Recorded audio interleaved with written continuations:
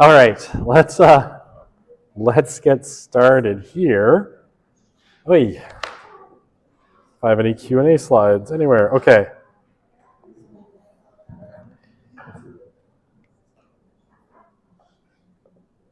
All right, I will leave that to the end. I need to finish content before I can talk exam. Okay. I didn't clear that, but it was deleted. All right. Okay, so today, lots on the agenda, but basically we've got a couple quicker topics, hopefully, to get through in terms of Stark's The Rise of Christianity, and then I've got some kind of general comments about the exam, and we will kind of go from there. Okay, so last time, obviously, we finished up talking about Stark's argument in his book, The Rise of Christianity, about the role of women, right? Specifically, the ability of Christians to over-recruit women because it boosted their status, and then, what having a lot of fertile women around did for the Christian community, in terms of things like primary and secondary conversion. Today, we're going to talk, some slightly different things. We're going to look at the arguments in kind of two of the other chapters. The first one being, one called The Mission to the Jews. Oops, there's an S missing there. To the Jews and why it probably succeeded, right? Wherein basically Stark makes the argument that, it's often been sort of assumed historically that Christianity failed to gather a lot of followers amongst Jewish people. He thinks that actually this is probably incorrect historically for lots of really interesting reasons. Right, therefore the argument is that basically it became a non-Jewish or Gentile religion, right? So for Jews, anyone who's not a Jew is a Gentile, right? And, it's long been assumed that basically having failed to convert the Jews, Christians then moved on to the Gentiles, but Stark wants to problematize this at least a little bit. Okay, so what Stark says, right, and this is, true of the literature, he suggests that historians have treated it as largely self-evident that Christians failed to convert large numbers of Jews, right, and therefore had to turn to non-Jews as a source of converts to Christianity. Okay, what happens to the Jews, right? All right, so the Jews always had a bit of a touchy relationship with the Romans, right? Specifically, and the Greeks before, right?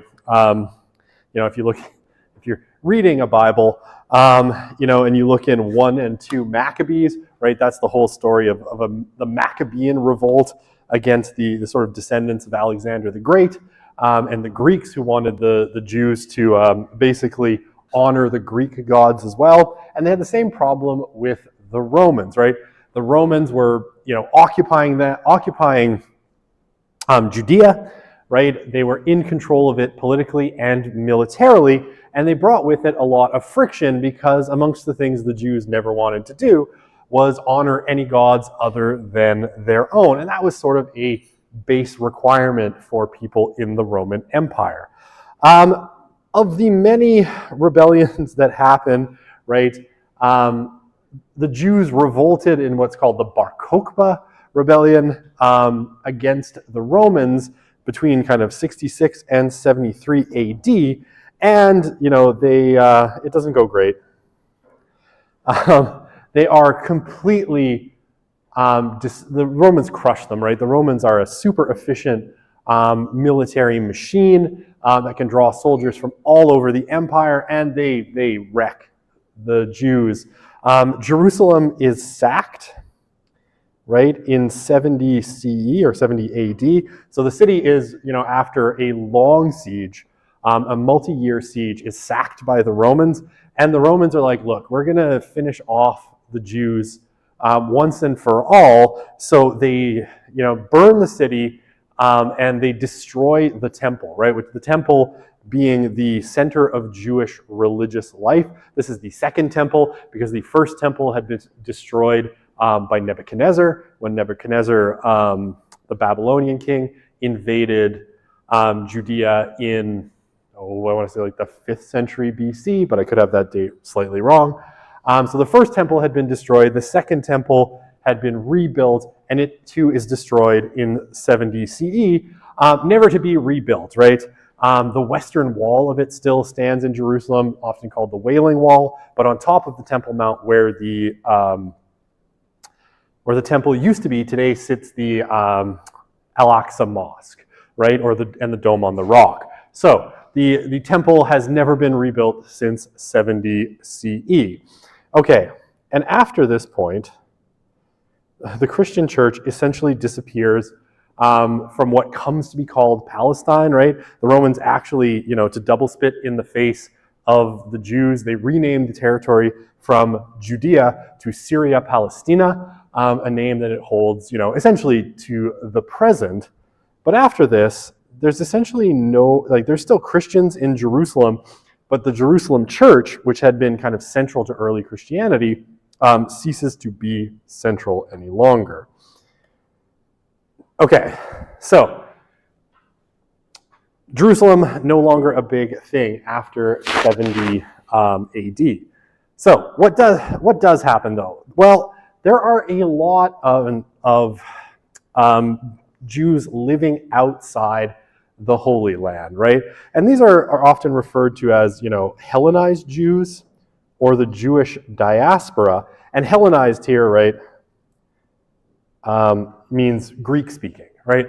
So largely these are Greek-speaking Jews that live outside of the Holy Land in different parts of the Roman Empire. And you can kind of see, how far afield they get, right? They're really highly concentrated in Anatolia, right, in modern day Turkey.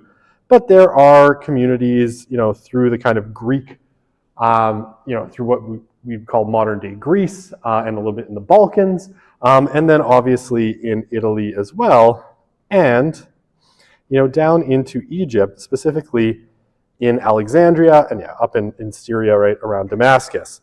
Okay, now if you know your sort of early Christian history at all, right, or you've ever kind of perused the New Testament, you'll realize that it is, when you look at the letters of Paul, it is a lot of these places, right? Corinth, right around here. Ephesus, right around here. Galatia, I can't actually remember where Galatia is on the map, right? But Galatia is in the Greek-speaking region as well, right? They're all kind of concentrated where there are Jewish diaspora, right? So mostly in Asia Minor and North Africa. I guess the other place, Alexandria in particular.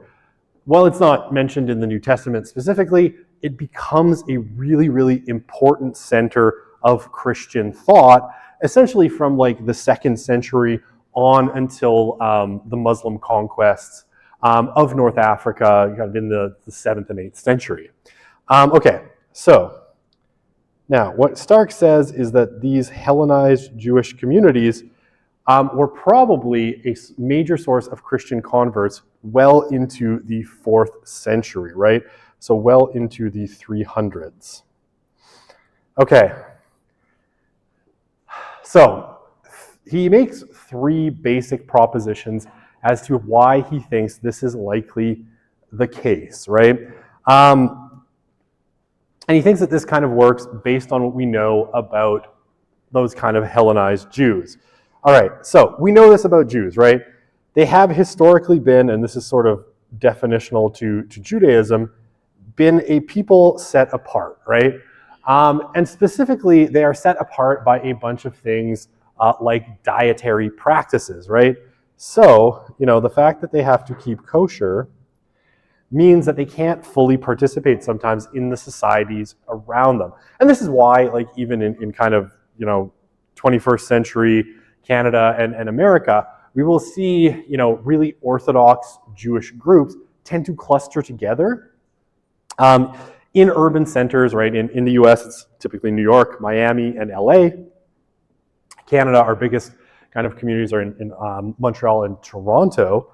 But they cluster together largely so that they can be around people who provide those services and, restaurants, grocery stores, and all of these other things, right? But they almost, even up to the present day, Jews who keep kosher are kind of set apart. They can't fully participate in certain things, especially that have to do with Gentiles, right? I don't remember if I told you this earlier in the course. I think I did. One of my mom's first teaching jobs, my mom was a teacher for like 35 years, was at Talmud Torah, right, which is the Jewish school here in Edmonton. And because she was a Gentile, right, she had to actually, when it was time for lunch, she and the other Gentile teachers had to go and sit by themselves, essentially in a special room for the Gentiles. They weren't allowed to eat with the Jewish teachers because just their presence, could render the food unclean, right? And especially if they were eating things like dairy and meats together. So, set apart, right? That said, there have always been, going back again into antiquity, movements in Judaism, especially outside of the Holy Land, that wanted to make it possible for Jews to be more fully integrated into society and cast off things like really strict restrictions on the Sabbath, right? And some of those dietary laws and even rules around male circumcision. We see this in the 19th century, in Reformed Judaism, in places like Germany in particular, where they want to ease a lot of those rules. But there's a long history of this in kind of semi-integrated Jewish communities, right? Okay, so safe assumption that many Hellenized Jews, for many Hellenized Jews, those ties to Judaism remained really, really culturally strong, but they might have wanted to more fully interact with Roman society. They might have wanted to intermarry with Gentiles. They might have wanted to eat things that were not kosher, right? Everybody loves bacon. I think everyone should love bacon. Bacon is wonderful. But, other things like shellfish and all sorts of things that were not available to Jews, they might have wanted to do. And having those really strict restrictions is kind of a downer in a lot of ways, right? It's something that holds you back, keeps you from fully integrating, keeps you from full participation in the life of, say, the Roman Empire at the time, or 19th century German society, or modern day 21st century Canada or the United States. It's a sacrifice some people more than happy to make, others have more trouble. Okay, so Christianity comes into this mix, right? And it is a Jewish sect at first, right? It is a kind of offshoot of Judaism, but with some obvious changes. Now, what Stark says is, from what we know about new religious movements, there's a couple of reasons that Christianity probably would have been quite appealing to these kinds of Hellenized, more worldly Jews living outside the Holy Land. Okay, the first of these arguments, right, or propositions. New religious movements, right, like Christianity was in the first, second, third centuries, draw their converts from the ranks of the religiously inactive, discontented, and those affiliated with the most accommodated religious communities, right? So it would be those who are kind of religiously inactive, right? They're more likely to join new religious movements.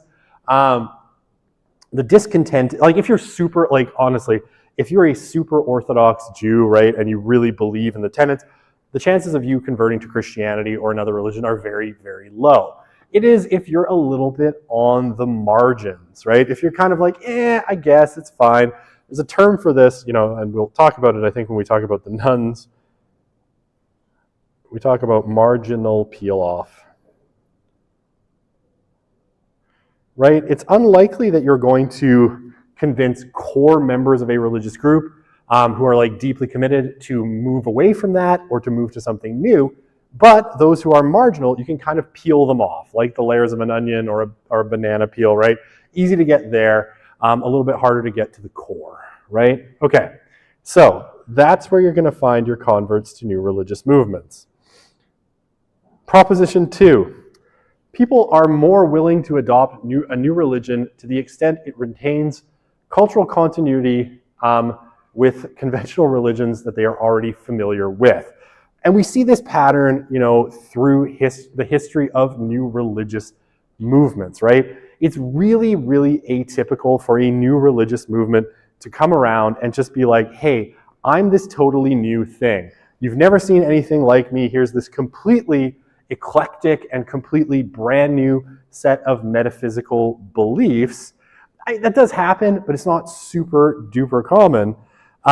What's much more common is that what new religious movements do is they're like, okay, you have your religion, and that's great. We're like that plus, right? And so think of it like this, right? Christianity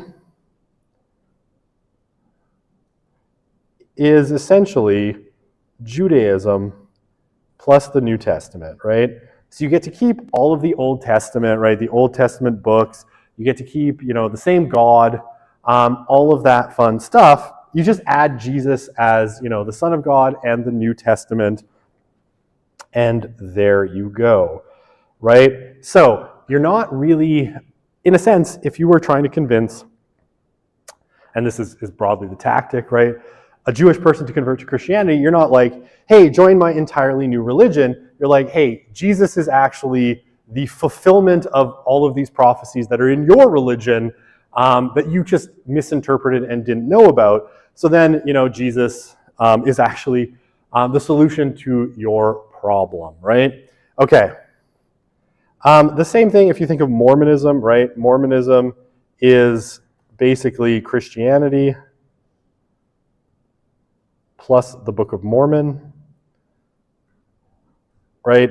So plus Joseph Smith as a new prophet that actually clears up all the problems that were created when the church was corrupted, right? That would be Mormonism. And you can say the same thing about Islam in a lot of ways, right? Islam, broadly takes the position that Christianity and Judaism, right, are true. They worship the same God, but then you add, Muhammad, the Prophet Muhammad as this new revelation and final revelation of the truth, right? So you don't have to reject the God of Judaism. Jesus is an important prophet in Islam. It always just kind of tweaks the beliefs a little bit, changes them just ever so slightly, and says, okay, you can keep all of that stuff plus this new set of beliefs, right? And that makes it a little bit more palatable because you don't have to give up your ties to your culture, your religion. You're just adding something new to it. Okay, and this last one, super easy to understand, right? New religions spread much more quickly when they spread through pre-existing social networks. So if you wanted to spread a new religious movement, right, finding a religious community that's already a little bit discontented or has a lot of members that are discontented would be a really good approach, right? Because they're going to have connections to each other. You turn one of them, and you're going to turn a whole lot of other people. The other place we see this is like family members, right? Virtually all major new religious movements start with someone converted, coming up with their, whatever new vision of religion, and they convert their close friends and family first, right? The earliest kind of Christian followers seem to be like Mary, the mother of Jesus, and James, the brother/cousin, we don't really know, of Jesus. Muhammad, right? The first kind of converts to Islam are largely within his tribe and in his immediate family, and the same thing with Joseph Smith and Mormonism, right? The early converts are friends, family, and kind of friends of friends, right? So it's always within these pre-existing social networks. So if you can get into a social network, if you're trying to found a new religious movement, that's where you're going to find a ready mill of converts. Okay, what is the Holy Land? Okay, the Holy Land, right, would be historically the area, that today is sort of referred to as Palestine, the state of Israel, Judea and Samaria, right? That whole region that basically is ancient Israel was in, right? Referred to as the Holy Land because it's holy to three religions, right? Judaism, Christianity, and Islam.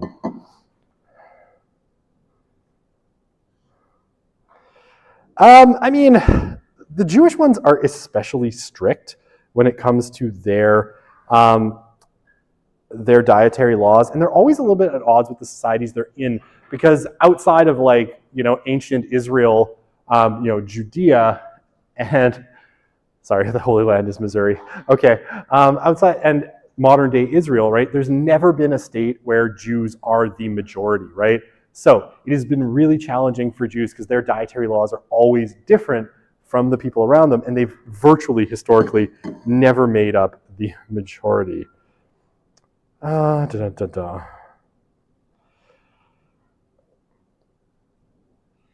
Concerning Prop 2, could the success of Scientology, in spite of not being Christian, be due to a continuity of the zeitgeist rather than Christianity? I mean, potentially. I honestly would slightly quibble with the notion that Scientology has been all that successful.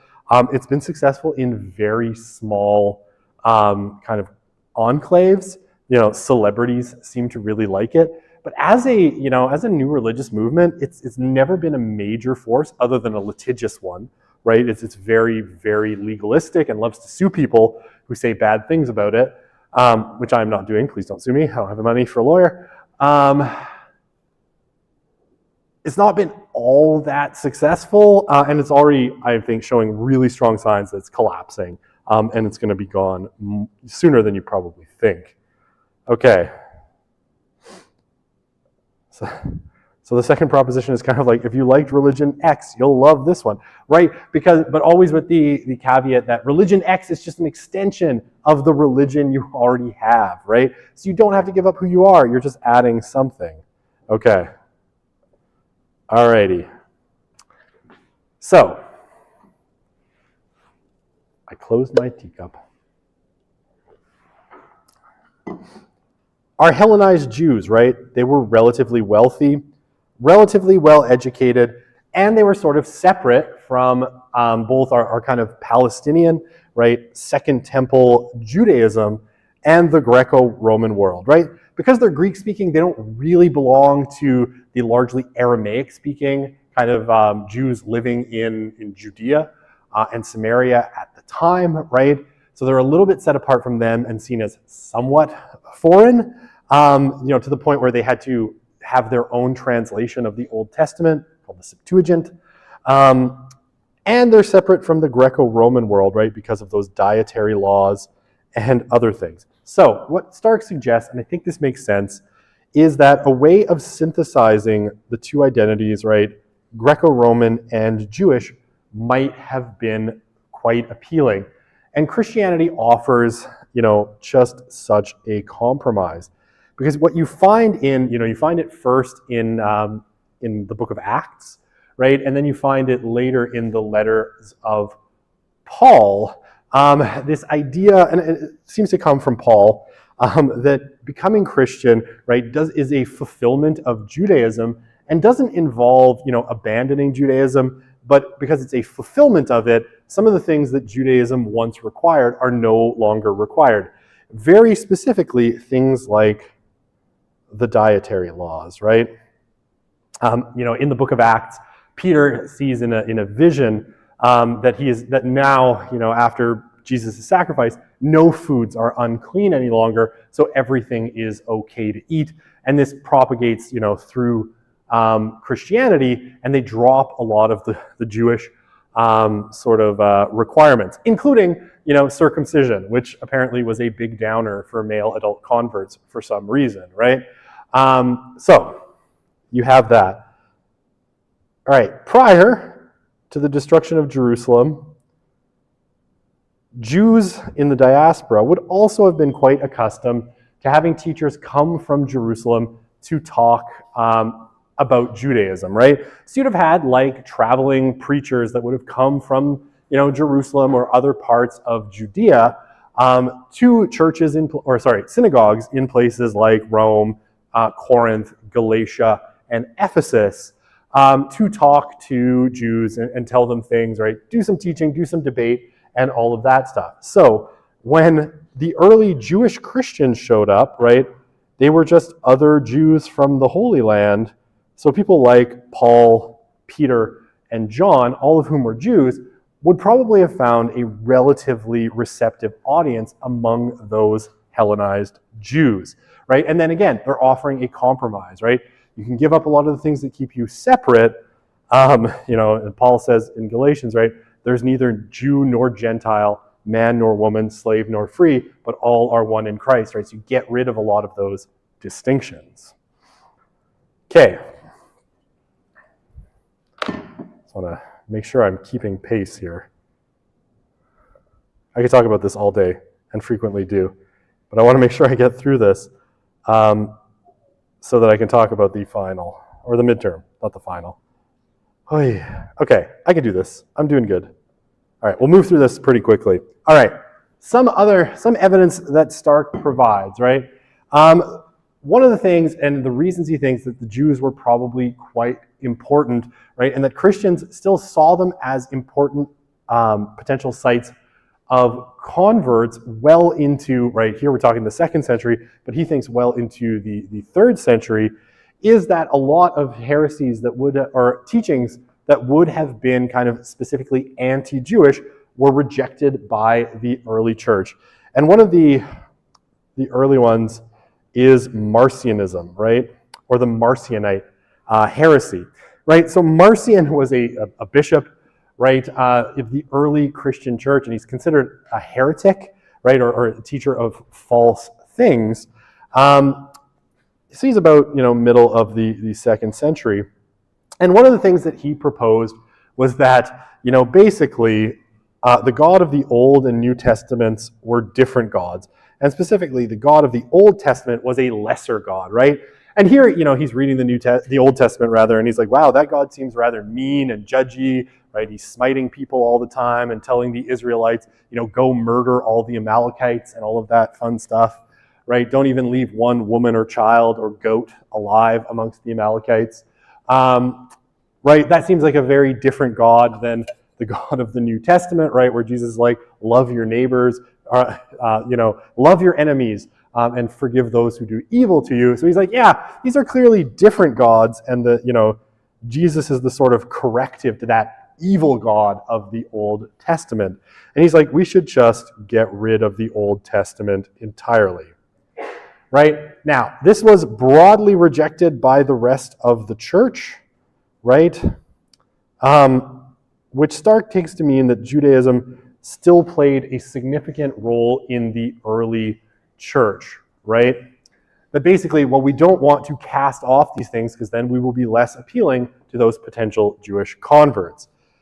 Stark also takes the denunciation of Christians involved in Jewish circles towards the end of the 4th, right? So we're talking about 390 to the beginning of the 5th century, right? So 5th century is 400, as evidence that there was still a connection between these two communities, right? And he cites these sort of letters from bishops and this is just after establishment, right? The establishment of Christianity as the official religion of the Roman Empire, but basically takes this as evidence that, there is evidence from these letters that there were still Christians who were, deeply involved in kind of synagogues. Synagogues and churches were often built in very close proximity, and that there was pretty constant contact, and people sort of slipped between the two communities, which, as Christianity became the official religion, became less and less tolerable, but was still a thing, in the late 4th and early 5th centuries. Okay.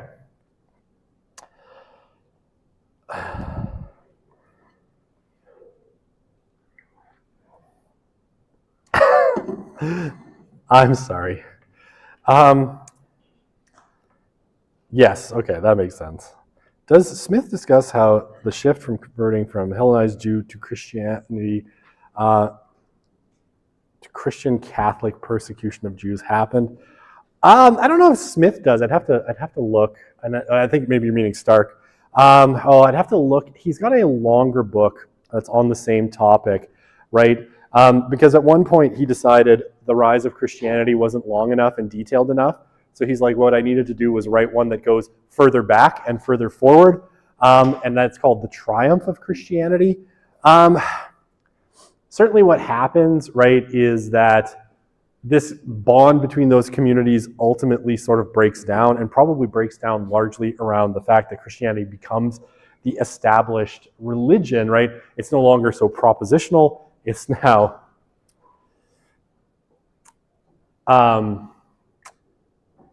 sorry, I lost my train of thought from that other comment, right? But basically, once you get it as established as the official religion of the Roman Empire, right, it ceases to be like we're trying to convert people. And it's like, why haven't you converted yet?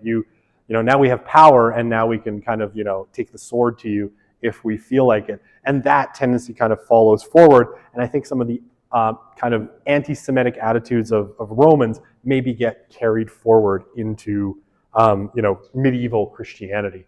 So were the Greco-Romans Christians? Okay, that's an interesting question. No. And to a certain point, right? Okay, so I need space to write. Here, I can write on this. Can you see that? The dominant religion of I guess there's no real dominant religion of the Roman Empire, right? What the Romans do, and the reason we call it Greco-Roman is because the Romans, sort of pick up from where the Greeks sort of leave off, and they conquer a lot of the Greek-speaking lands, and Greek becomes like a second official language in the Roman Empire, along with Latin. They also steal basically steal the Greek and Roman gods, right? So you get Zeus turning into Jupiter, and so on, Ares turning into Mars, and so on and so forth. But really, the Roman Empire is pantheistic. And maybe I'll get into this in a second. Basically, they're sort of, I want to say, agnostic on what religion is the correct one. And what ends up happening with a lot of religions in the Roman Empire is as you get conquered by the Romans, they just sort of add your gods to theirs, right? So it's like, okay, now we've taken you over, so now your gods can be part of our religion, or you can keep worshiping your gods, but the only thing that you have to do is acknowledge that there's one God who's super duper important, and that God is the God on earth, the God-man himself, Caesar, right? And whoever happens to be the emperor at the time, right, is often treated as a god. So this is like not a huge problem for most of the religions of the ancient Near East and the Mediterranean basin, because they're like, okay, sure, yeah, whatever, Caesar God, who cares, right? Like, we'll keep worshiping our gods, and yes, we'll also give tribute to Caesar, and that will be fine. But of course, given two chances, we'll stab the Romans in the back, but that's a different story, because no one likes to be conquered. The Jews and Christians are a little different in this respect because, right, the first commandment, from the Old Testament, right, Moses gets the commandments. written on his stone tablets. Commandment number 1 is, I am the Lord your God who brought you out of Egypt. You shall have no other gods before me, right? And that creates some problems because it's like, well, we can't worship Caesar because Caesar is Caesar's claiming to be God, and there's only one God, and we know what happened, the last time the Israelites worshipped another god, right? They got to wander in the desert for 40 years, and nobody's got time for that. So, I think I answered your question. Yeah, so the Greco-Romans are not Christians. However, okay, here's the caveat. What will happen is, in 313, you get what's called the Edict of Milan. So Constantine conquers all of his foes and becomes the Roman emperor, right? And, I think I talked about this at the beginning of the unit, right? He credits this to the Christian God, right? Because at the Battle of the Milvian Bridge, he had a dream of the Christian God before, and they painted the cross on their shields, and they won the Battle of the Milvian Bridge, despite being outnumbered like 3-1. So, Edict of Milan in 313, Christianity becomes a tolerated religion, and then, and I forget the year exactly, I want to say it's about like 352, 353, but I could be wrong on that. Constantine officially converts to Christianity and makes it the official religion of the Roman Empire. Now, Stark will claim that was kind of a political move because at that point, half of Roman citizens were Christian anyway. So, you're just kind of going with the winning team. Okay, I don't know if hopefully I answered that. History is complicated, but I do love it. Okay, last kind of big topic from the rise of Christianity is sacrifice as rational choice, right? And what do we got here, right? Is this is a medieval painting depicting, right, Christians being sacrificed in the Colosseum to the lions, right? Okay, so martyrs, right? Martyrs, Stark says, and this is inarguably true, right, were an important part of the early church, right? And a martyr is someone who dies for the faith, right?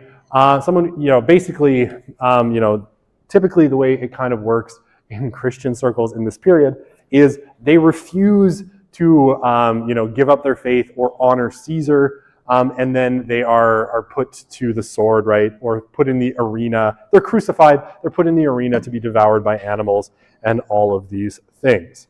Now, what Stark says is the willingness of people to go to their deaths was deeply impressive to people in the ancient world.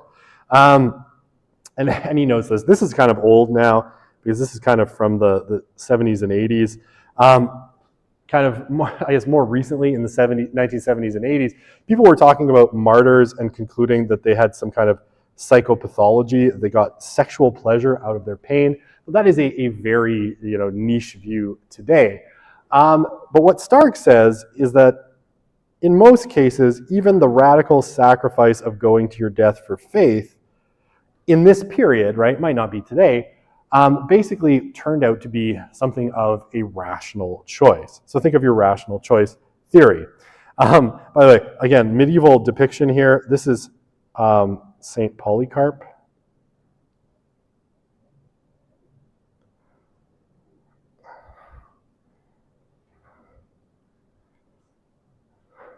Sorry, someone phoned me. I had to hang up on it.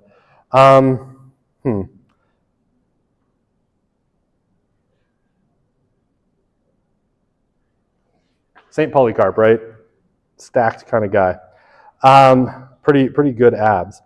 Most of the early Christian martyrs, okay, so martyrs, Stark says, were the most credible exponents of the value of a religion, and this was especially true given the voluntary aspects of martyrdom, right? People had a choice, right? Most of them could get out of being martyred by renouncing their faith, by burning a pinch of incense to Caesar.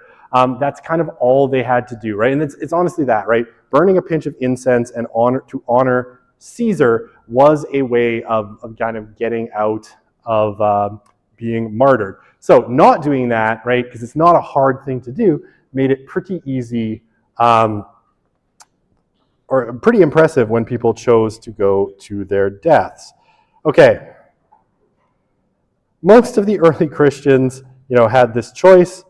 Some did, right? So some people renounced their faith, and this becomes a problem once Christianity becomes established, because a lot of those people then want to get back into the church, and the Christians who didn't renounce their faith will have none of it.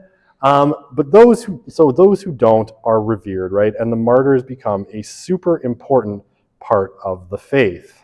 Okay. So why are martyrs kind of important? Well, amongst other things, right, it goes back to our free rider problem. So I don't know if you remember the free rider problem, right, when we were talking about strictness theory. Free riders are a big problem for new religious movements, right? New religious movements have a huge free rider problem because often, they try to entice people to join by offering them some kind of resource, right? Something that they can, something that they can get, right? Whether it's healthcare or food or support or whatever it happens to be.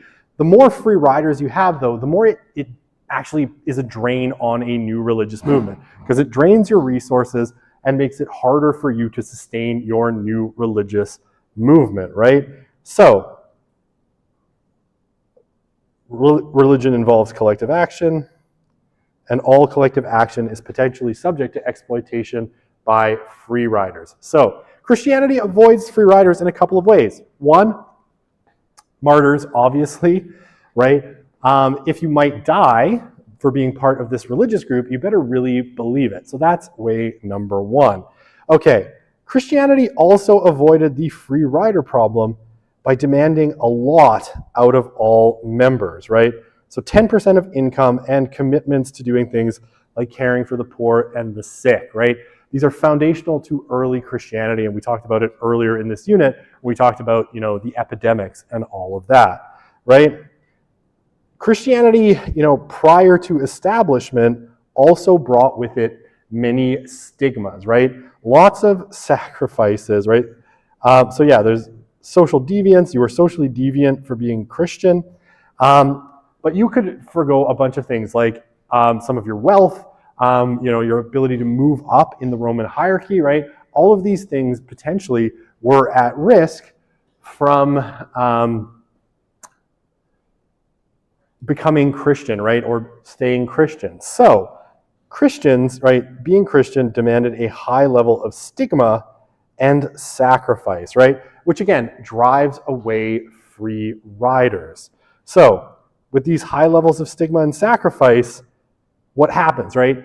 Well, religious groups are going to generate a lot of material benefits for their members, but without those free riders, they get to keep a lot of those benefits and pass them on to the members. So, even though the religion is expensive in the sense of requiring a lot from you, it can actually be a good bargain because you get a lot out of it at the same time. All right, I have a very short video clip. This is from The Simpsons, right? And this is to illustrate our free rider problem. Okay.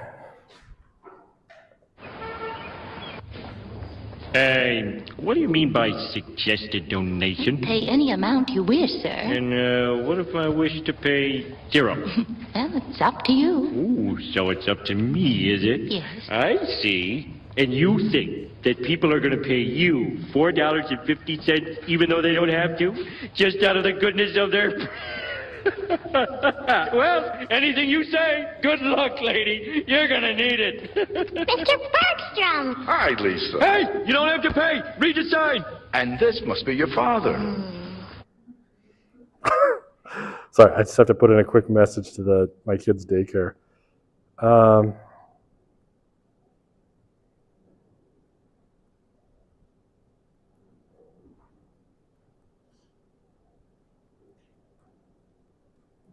My wife was supposed to tell them that my parents were picking up my son, and then I think she forgot. So I could have also done it, but she said she was going to, so I'm blaming her. And then they're like, "Where is your son?" I'm like, "Oh, yeah, he's with his grandparents." Okay, all right. Oh, no questions. Perfect. All right. So, other things that probably made Christianity kind of work. And this is actually, again, pretty foundational and what we see with a lot of new religious movements. Okay. Really common with new religious movements, right? A lot of them, and I'll often say this when people ask me about, new religious movements, right? There's two kinds. There's the apocalyptic kind, right? The world is ending in the next few days.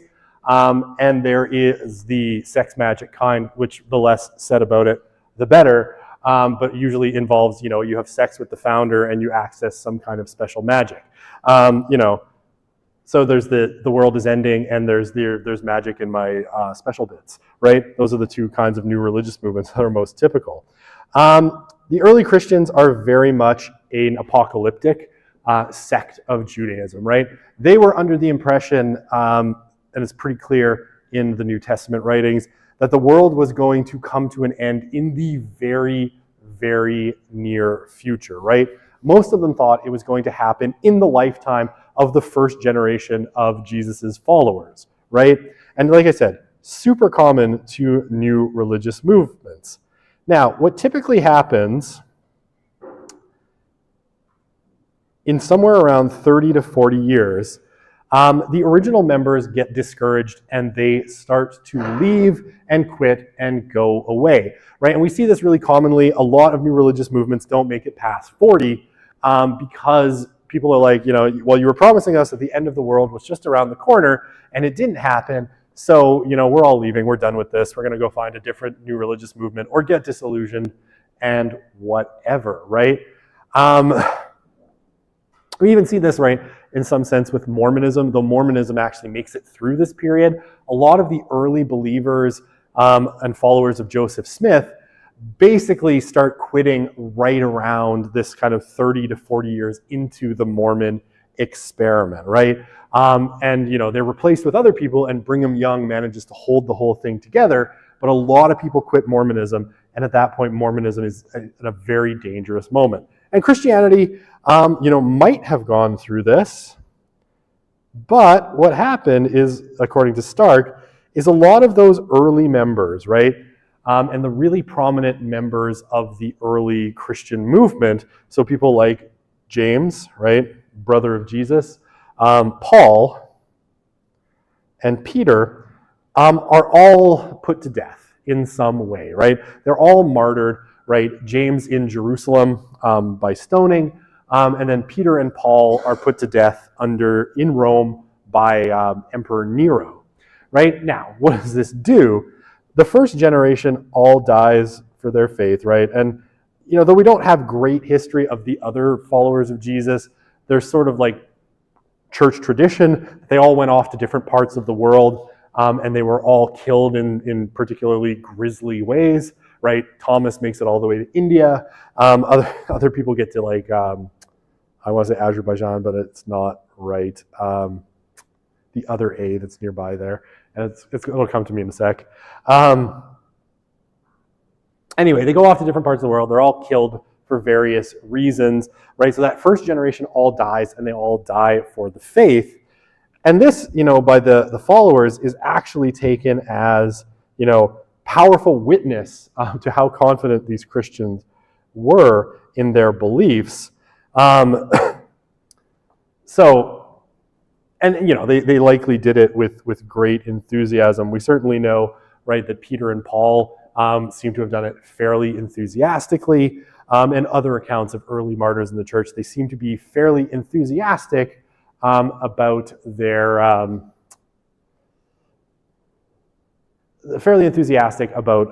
martyrdom. Now, what this allows people to do, right, that first generation is not there for long enough to get disillusioned and sort of quit the religion. So that never happens. And then kind of subsequent generations rewrite the story of the faith to kind of lengthen, the time before, the apocalypse happens to come down the pipe.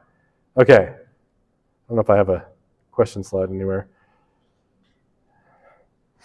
So, yeah.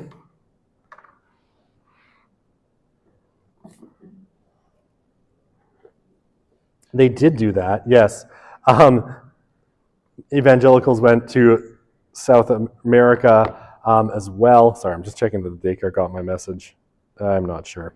All right, I'll sort that out in a bit.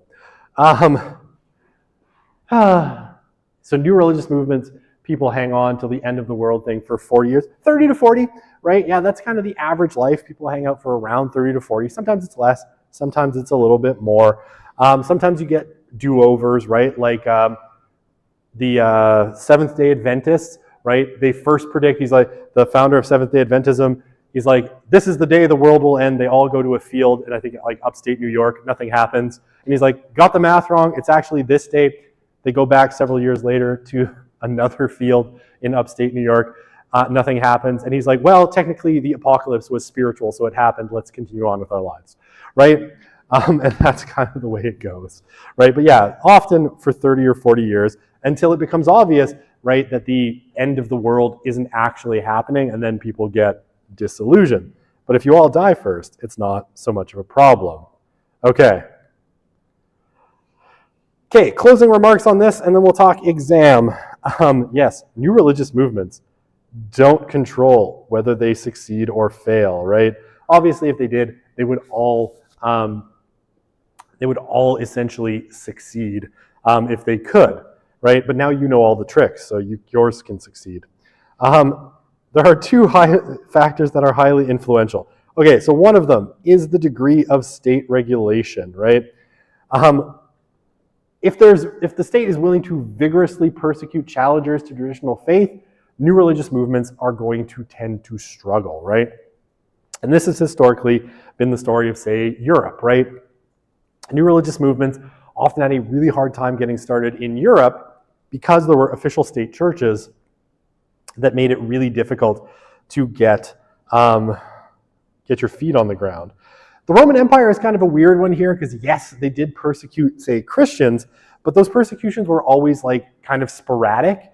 And the Roman Empire was so big that it was never sort of total and complete all the time. So it's like, you know, I guess just enough persecution to create martyrs, but not enough persecution to actually wipe out the new religious movement, right?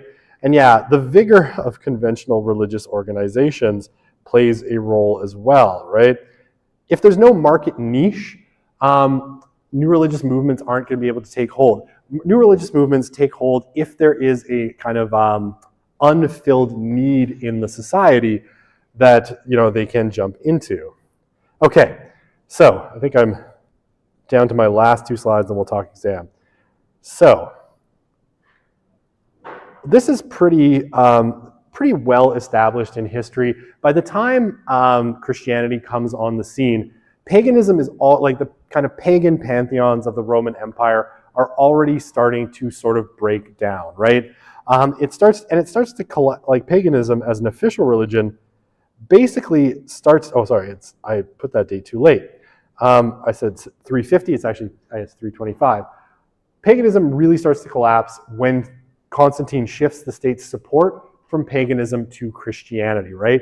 What happens really quickly is the temples sort of empty out, right? The priesthoods of, you know, that had been sort of paid for by the state collapse and disappear. And very quickly, there's a really great book on this called The Last Pagan Generation that talks about this, you know, this movement at the beginning of the 4th century, where basically, you know, the pagan temple system had been around forever, and then all of a sudden it was just gone and nobody saw it coming, right?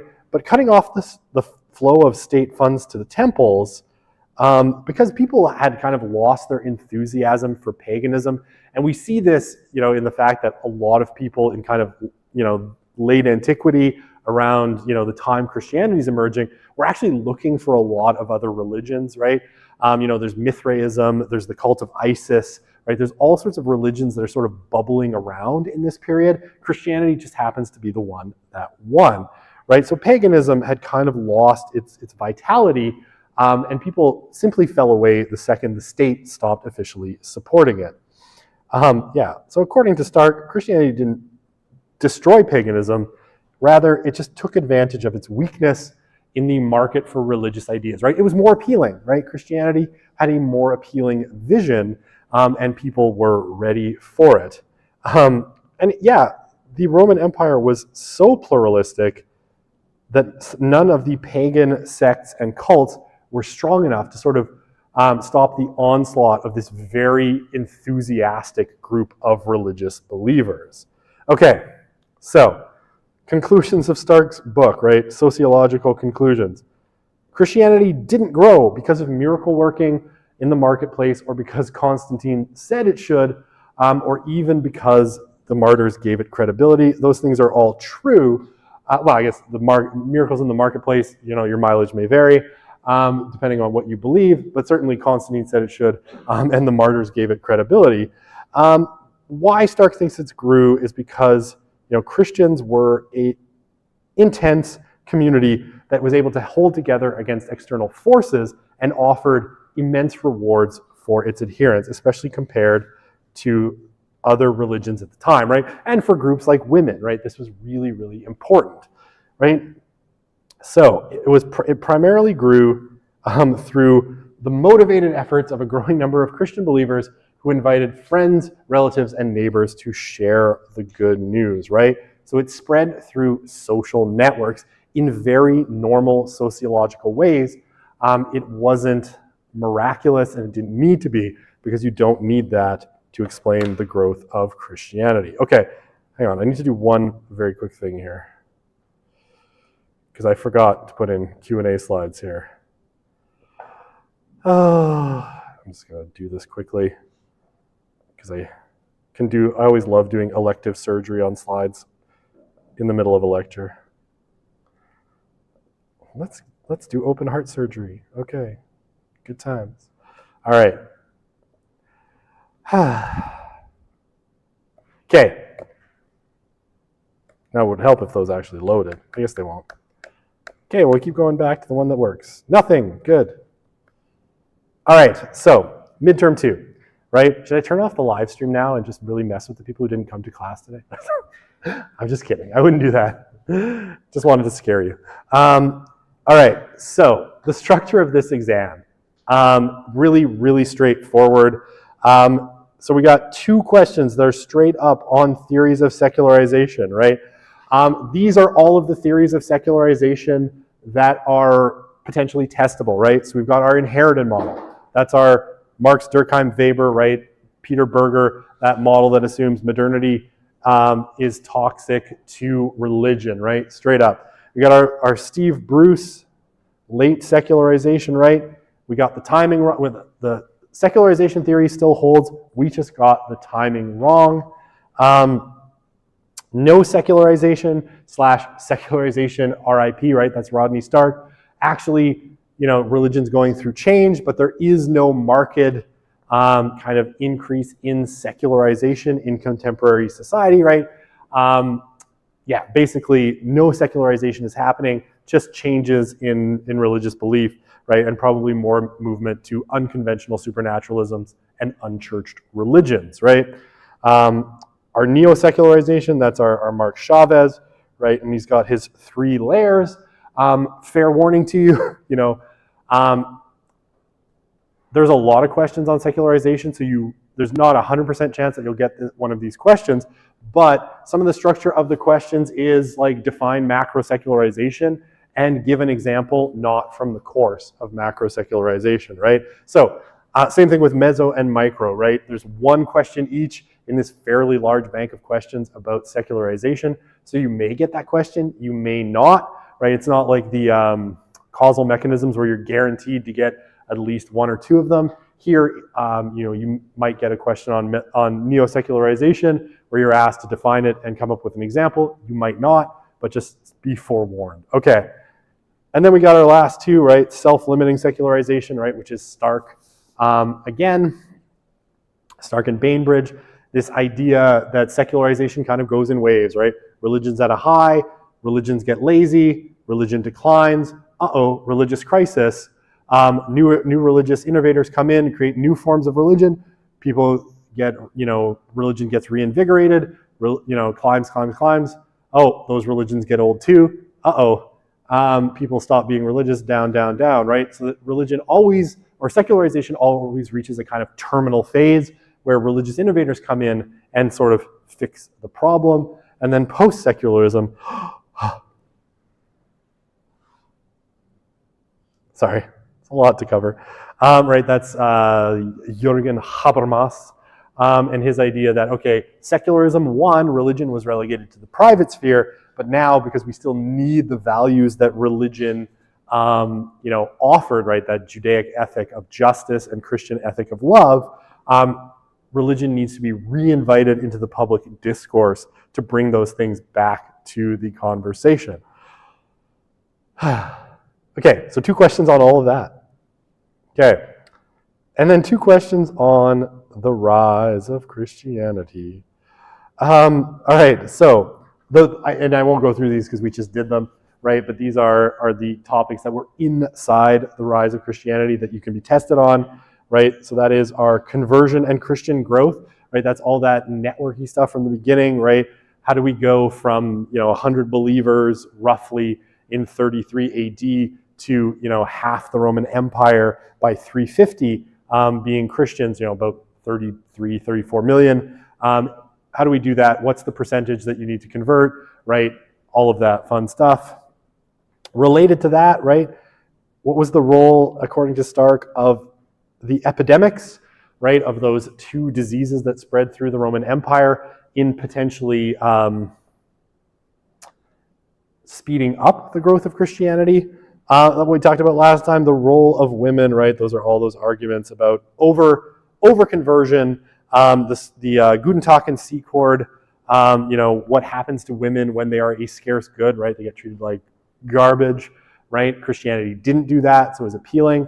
And then the role of fertility and things like primary and secondary conversion in potentially boosting up Christian growth again. And then today's topics, right? The mission to the Jews, right? And largely those 3 propositions that Stark makes about why Christianity would have been effective at converting the Jews, and then why would martyrdom, and sacrifice potentially have been an effective way to help Christianity grow, right? So first, it's testimonial. Second, it excludes free riders, right? And all of that jazz. Okay, that's 2 questions on that, and then 1 shuffle question, which is in like an open category. It could be another secularization question. That's an arrow. Kind of looks like not an arrow, but okay. All right, I fixed it. Could be another question on the rise of Christianity. So you might get 2 questions on the roles of women. Maybe, right? If you're lucky, you get 2 very related things. I'll try to make sure that doesn't happen, but we'll do what we can. Okay, maybe a case study or a vignette, right? Like the ones from last time. I might ask you, like, country A exhibits this pattern of religiosity. Which theory of secularization best explains that, that particular model, or that this example, right? And then, there's a couple of questions that are designed around founding your own new religious movement, right? And what lessons can you learn, typically from the rise of Christianity, though sometimes I have it as, what lessons can you take from the course that might help your new religious movement succeed? Okay, so hang on, I'll go back to see if there's any questions.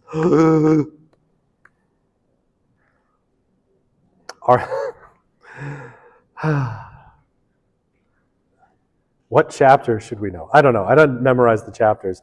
I covered the entire rise of Christianity, so, except for the weird thing he talks about cities and why cities are a place for growth. But look through it. You should be good there. Are the tests cumulative? Kind of. Sometimes. The final one.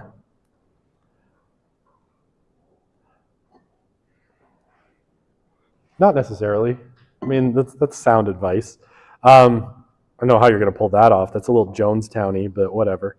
Okay. Are the tests cumulative? You're certainly free to use concepts, and some questions may ask you about concepts like theories of religion in particular and how they relate, right? Like, think of someone you've seen since the beginning of the course, right? We've talked about Rodney Stark over and over and over and over again. So perfectly fair game to ask, like, hey, this is his theory of religion. How does it fit into his theory of secularization? How does it fit into his broader kind of theoretical project about religion, right? So, you should definitely understand what Stark's arguments were in the theories that we talked about at the beginning of the class, right? So that's market theory, that's rational choice theory. Stark kind of moved through the whole course in many ways. So, be conscious of that. Those things are definitely testable, but I will not go back and ask you about the causal mechanisms again to define them and give me examples, right? So it's cumulative-ish. I don't know if that's a satisfying answer. Okay, I will show you in a second for that one. Should you reference the readings for a better grade? You certainly can, and that will not hurt you. You don't have to. Yes, structure is the same.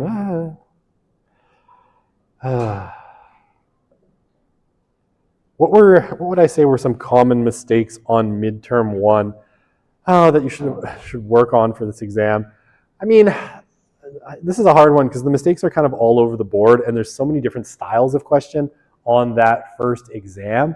That's a little bit hard to answer in this particular way. Some of them were the examples that you came up with for your causal mechanisms were not great, right? Some of them were okay, some of them were not great, some of them were straight up bad.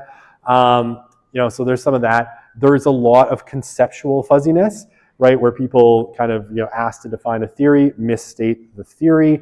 There's some of that too. With our little fake case studies, right? Or our vignettes, misidentification of the theories or forgetting an important aspect of the theories was all there. So those are all really common mistakes. But honestly, there's 150 of you. There's a great variety of errors you all made, right? You made such a wondrous rainbow of mistakes that it's hard to just nail it down to one thing. You all did fine. It's a great class average, right? You're all good. But where the mistakes are is always unique to the person, somewhat. Okay.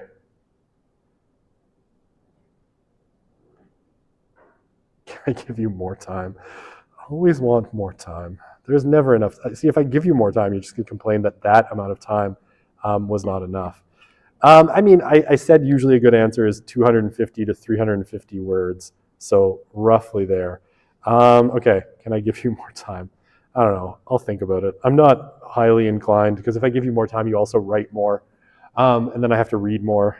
It's not that I'm lazy, but Okay, so just lock in and know your theories well. That's what I'm saying. Yes, know those theories of secularization like they're your bestest best friends. And trust me, on the final exam, because after this, we go into practical stuff, right? We're going to look at the religious landscape as it stands today. And a lot of the questions on the final, I'm telling you right now, are, hey, this is what's happening in the world. What theory explains this? And you'd better give me a good one. That's not a threat, it's a promise. Okay, so yes, know those theories and learn them and don't forget them. If we submit plans, we already got access to old tests. If you submit plans, I don't understand this question. What kind of access to old tests will you have after the course is done? I don't understand this question. Goodbye. No class Tuesday, right? That's correct. There's no class Tuesday. Please give more time. I understand. Our revised models.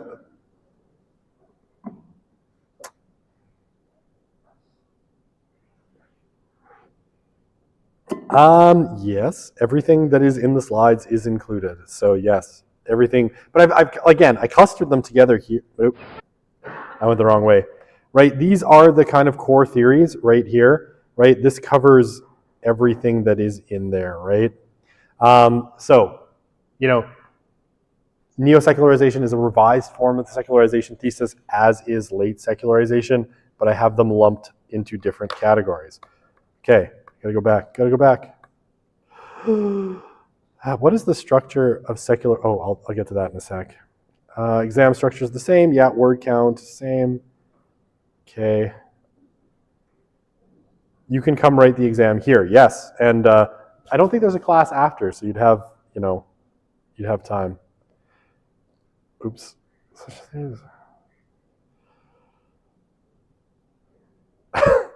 Oh, I see what you meant. I see.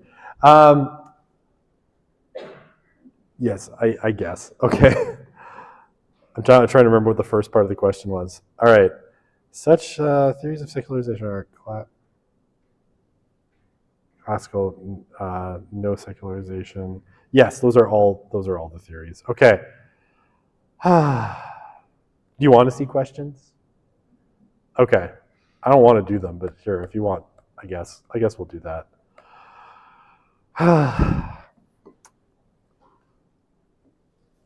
Okay, so practice question number 1. Explain Bruce's view of secularization, right? Okay, so right away, what is Bruce's view of secularization, right? The inherited model is correct. I'm going to put a check mark here. Cha-ching. Correct, right? But the timing was wrong.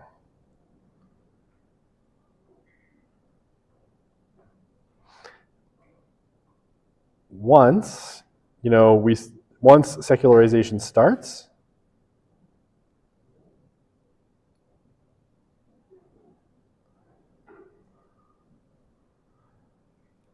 basically you get your 50% decline per decade. Right? So that's his basic model, right? Is secularization correct? The timing was off, right? We expected it to happen earlier than it is, so we're talking late secularization. But once it starts, right, you see a 50% decline in each generation. I said decade, I think it's generation, he says. Don't make that mistake. I've just docked myself 3 marks. Okay, which other view is he arguing against, right? Okay, here what you have to do, so that's part 1, right? Part 2, which view is he arguing against?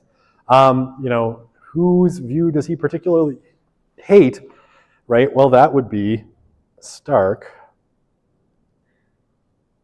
And in particular, I don't think I told you my Steve Bruce joke. I remember hearing an interview with Rodney Stark one time, and someone asked him about Steve Bruce. And Rodney Stark, what an amazing jerk that guy was. Love him.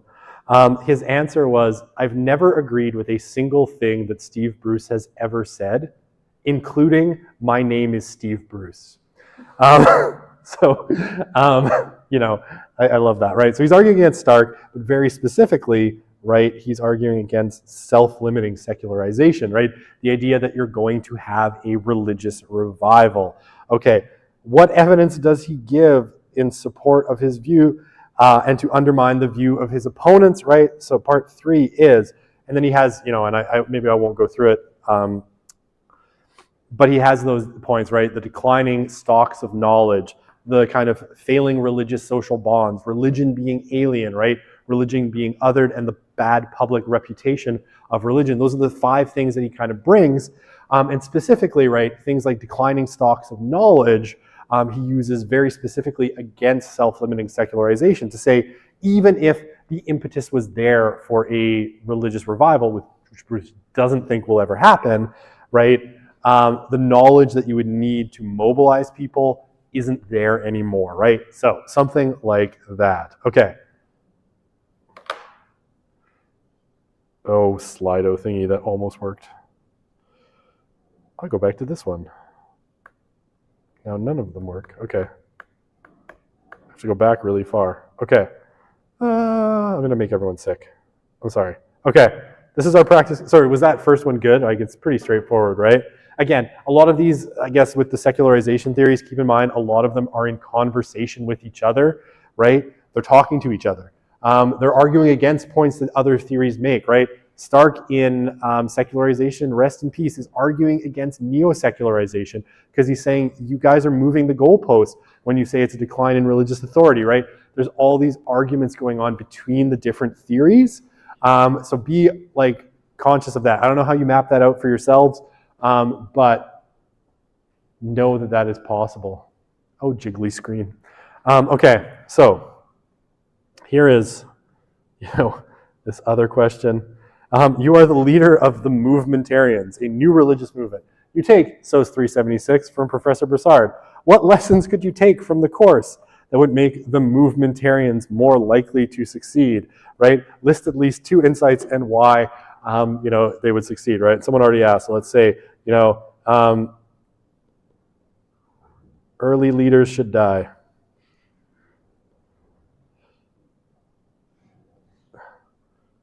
Before they quit. Talk about a crappy job.